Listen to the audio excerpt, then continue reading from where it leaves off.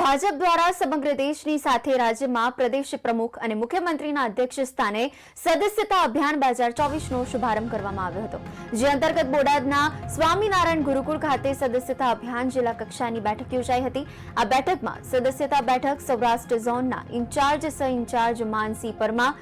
ગઢડાના ધારાસભ્ય શંભુનાથ ટુંડિયા, જિલ્લા પંચાયતના પ્રમુખ સહિત મોટી સંખ્યામાં ચૂંટાયેલા સભ્યો અને હોદ્દેદારો ઉપસ્થિત રહ્યા હતા, જેમાં દરેક કાર્યકર્તાને બૂથ દીઠ 300 સભ્યોની નોંધણીનો ટાર્ગેટ અપાયો હતો।